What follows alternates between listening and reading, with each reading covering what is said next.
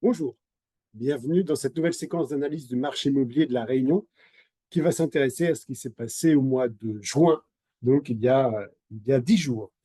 Vous allez voir que, en fait, on a quelques quelques bonnes nouvelles qui convergent toutes vers un embellissement de la situation. Donc, une fois n'est pas coutume, j'ouvre non pas sur notre site optimo.fr, notre site institutionnel, mais sur immodisil.fr, notre portail immobilier partenaire qui vous permet d'accéder à l'ensemble de l'offre des 118 agences immobilières agréées par notre observatoire à l'île de la Réunion et à la trentaine d'agences immobilières agréées par notre organisme dans les Caraïbes. Voilà, donc vous allez sur ce site très intéressant parce qu'en fait, il reprend des données exclusives de l'observatoire. Et pour l'indice, pour accéder à l'indice mensuel de l'immobilier, voilà, c'est ici, IMI Réunion juin 2024. Et on attaque tout de suite sur les résultats du mois de juin. Alors vous aurez remarqué aussi que le fond n'est pas usuel, le fond rouge. En fait, nous sommes dans l'île depuis 10 jours, nous sommes là pour 6 semaines. Chaque semestre, nous rendons visite à tous nos partenaires pour échanger sur l'état du marché, ce qui vous permet, au-delà des communications numériques, des datas que nous avons mis en place, d'avoir une information également très sensitive de la réalité du marché aujourd'hui à La Réunion. Donc, on commence par l'offre de biens. L'offre de biens, nous sommes à l'indice 69 pour ce mois de juin. Donc, on est en rouge parce qu'on est sous l'indice de référence 100. Donc, je rappelle au nouveau que nous avons créé cet indice mensuel des marchés immobiliers en 2018. Nous avons décidé de créer cet indice pour évaluer chaque mois l'évolution des 4 principales composantes du marché, la première étant l'offre de biens. À l'opposé du spectre, nous avons la demande de biens, donc la demande d'achat, et au milieu, la rencontre entre la demande et l'offre, le volume des ventes et les délais de vente. En 2018, on a créé cet indice sur la base d'une référence 100. Donc on voit tout de suite que l'offre de biens est nettement inférieure à l'indice de référence. Quand vous cliquez sur l'historique, voilà, vous avez le départ de l'indice juin 2018. Juin 2018, oui, juin 2018, ça fait donc 4 ans. Et aujourd'hui, nous sommes à l'indice 69. Donc, il manque 31 points, certes. Mais au plus bas, nous étions à 46. À 46 ici, en août 2022. Et en fait, on est dans un U très évasif, pénurie de biens extrêmement prononcée au milieu, enfin au fond du U. Et là, nous reprenons. Alors, on reprend régulièrement, gentiment, mais il n'y a pas un mois, quasiment pas un mois, sans une augmentation de l'offre. Donc, c'est intéressant parce que s'il n'y a pas d'offre, il y a peu de transactions. Donc là, on a un vivier relativement important et surtout croissant de biens, mais cet accroissement n'est pas brutal. Donc, on est tout à fait à l'abri, pour l'instant, d'un effet de ciseau qui pourrait bloquer le marché entre une offre tout d'un coup excédentaire et une demande, on va voir tout à l'heure, on va voir tout à l'heure. Voilà. Et du coup, les prix pourraient être totalement déstabilisés, le marché pourrait donc se bloquer. Voilà. On est à l'abri de ce phénomène parce qu'on a une croissance très régulière. 69, donc, et là, par région, on est super homogène. Vous pouvez, là, je vous fais un paysage très rapide, un tour d'horizon très rapide. Vous pouvez faire un focus sur là où les régions qui vous intéressent et sur les types de biens, appartements, maisons ou terrains, qui vous concernent. Donc, en termes de région, bien, le nord est à 65, donc il n'est pas loin, plus 4 points par rapport au mois dernier, c'est bien. L'ouest est à 67, moins 1 point, mais le mois dernier, je vous ai prévenu, l'indice sur l'ouest, bon, il y a eu quelques phénomènes que nous avons détectés, qui faisaient que l'indice était un peu optimiste. Voilà, là, on perd 1 point, c'est normal. Donc 67 et le sud 65. Ça veut dire que les 3 régions principales se positionnent de façon très homogène, entre 65 et 67. Donc, on n'a pas une région clairement en déficit, pas 2 régions en excédent. Voilà, vous avez une offre qui se reconstruit, qui va piano vassano, qui se reconstruit sur l'ensemble du marché. La demande. Alors, la demande, on était sur une situation embêtante. Voilà, donc, je clique tout de suite sur l'historique. Vous voyez qu'on est à 106. 106, on est dans le vert. Et voilà de la période dont on sort. Ça veut dire que le dernier mois où nous étions au-dessus de l'indice de référence, c'était juillet 2023, quasiment un an. Et dès le mois d'août, on a plongé à 96. Et tous les mois depuis août, on est sous l'indice. Vous voyez ici l'explosion de la bulle immobilière après le confinement, donc avril 2020. Dès le mois de mai, ça monte. Et alors, juin 2020, on explose, on a plus de 200. Voilà, et on va créer la bulle qui va durer plusieurs années. Donc ici, depuis 2023, la bulle, elle est terminée.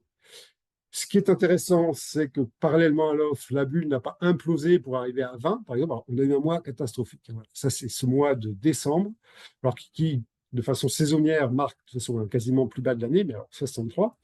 Mais ça s'est reconstruit dès le mois de janvier. Voilà. Et heureuse surprise, le mois de juin signe un niveau un niveau d'indice 106, soit 18 points de plus qu'en mai. Alors, cette hausse, bon, elle est assez habituelle pour le mois de juin. On va ignorer un petit peu la bonne nouvelle, mais néanmoins. Ce mois de juin est intervenu après les Européennes. Moi, j'ai regardé tout de suite les flux d'acquéreurs et de demandes d'acquisition sur notre portail partenaire la semaine qui a suivi les élections européennes et je les ai comparés à la semaine antérieure, même jour, hein, du dimanche au samedi. Et on avait perdu 8%. Première semaine après le résultat des européennes, moins 8. Mais la semaine d'après, eh ben, on a repris, on a dépassé pour finir le mois à 106. Voilà, donc ça, c'est une très bonne nouvelle. Que nous sommes obligés de pondérer parce qu'il y a eu des élections législatives, premier tour, deuxième tour. Alors, en gardant ma réserve habituelle, du coup, je vais rien dire. Voilà. Juste bon courage. Hein. Allez, bon courage. Non, j'avais une maxime que j'ai donnée à un partenaire là, mais je peux pas. Donc ceux qui vont me voir en entretien, ils vont me la demander. Je vais leur donner une maxime très très intéressante, courte, efficace. Je clôt la parenthèse sur l'environnement politique qui risque d'avoir des conséquences. Pour autant, donc, le mois de juin, le premier semestre se conclut sur une demande, un niveau jamais atteint depuis quasiment un an. En termes de région, le Nord est à 169, donc bien au-delà de l'indice, hein, bien au-delà de l'indice en croissance.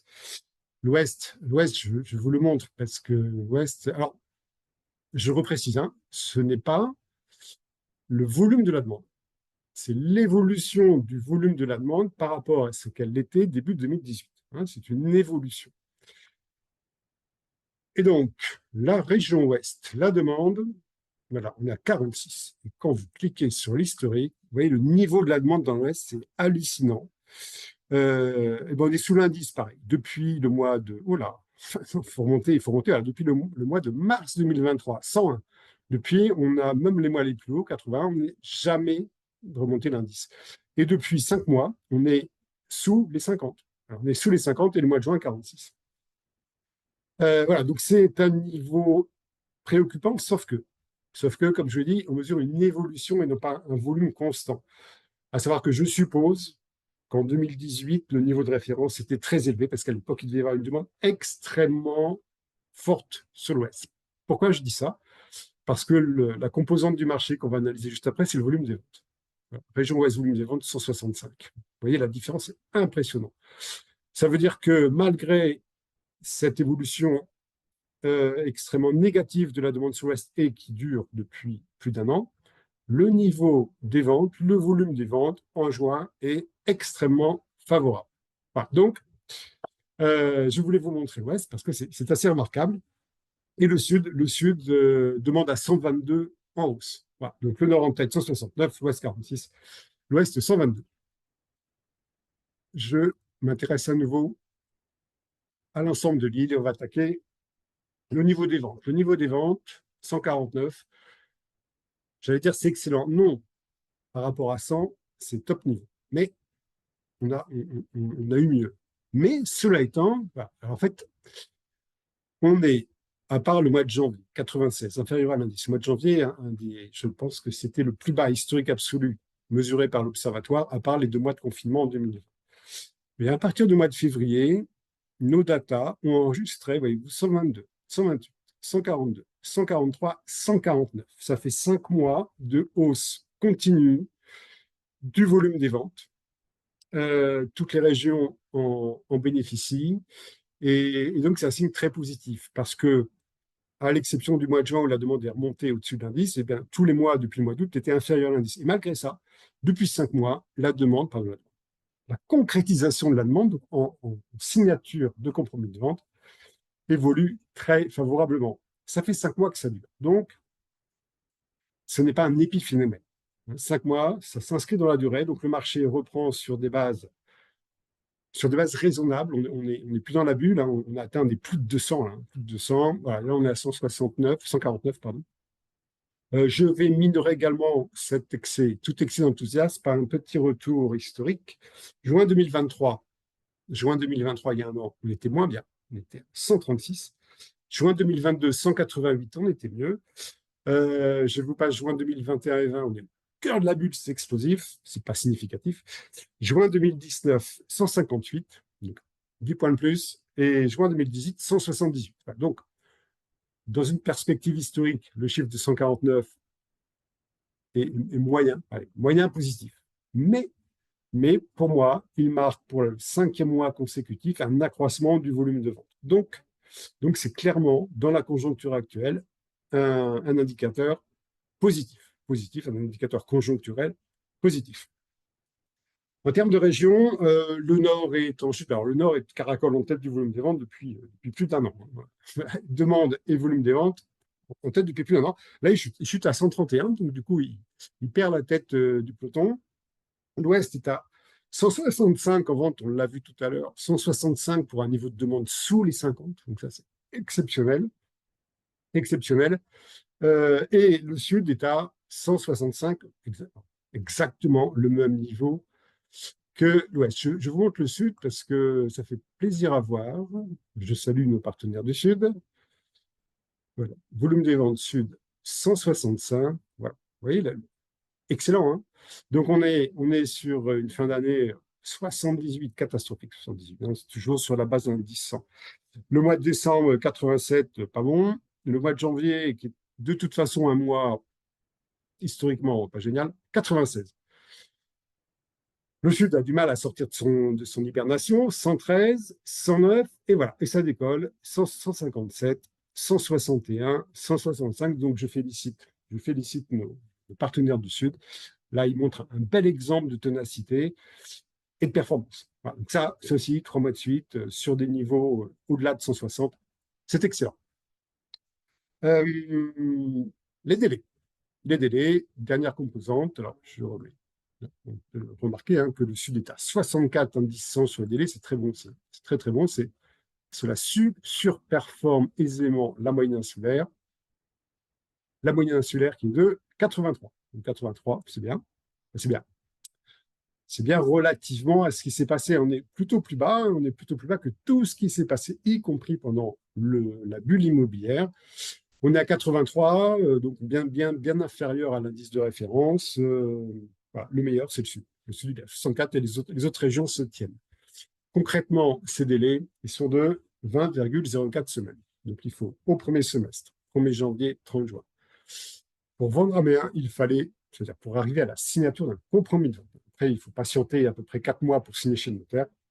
Il fallait 20,04 semaines contre 19,35 6 mois avant et 19,34 un an avant. Donc, en fait, sur les délais, on est très constant. Ce sont quand même des délais très longs. Hein. On est 20 semaines, c'est 5 mois. 5 mois pour vendre un bien, donc pour trouver un acquéreur qui s'engage. Euh, ça ne correspond pas, en fait, à la santé du marché réunionnais. Même si le marché réunionnais a perdu beaucoup de ventes par rapport à son plus haut historique, on est à moins 34. Hein. Moins 34% par rapport à la Crète. La Crète, c'était 9160 ventes par an. Ici, les chiffres officiels nous donnent 6800, ça fait moins 34 points. Mais les chiffres officiels, comme l'État français est extrêmement performant, ben, ils ont 6 mois de retard sur nous. Voilà. Donc, on peut pas.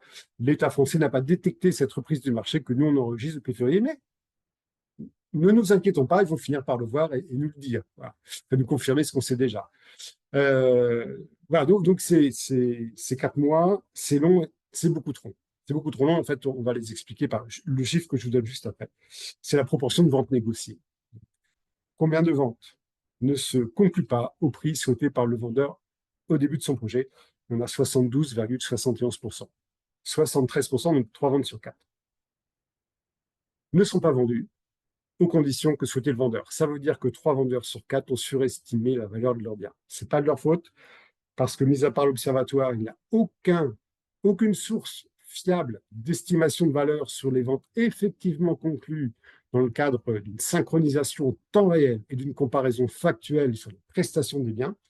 Je vous rappelle que nous enregistrons les ventes de 118 agences partenaires. Pour chaque vente, vous avez toutes les photos du bien, vous avez un descriptif objectif et exhaustif, et vous avez le prix de départ, le prix de fin et le délai qu'il a fallu pour passer du rêve du vendeur à la réalité du marché.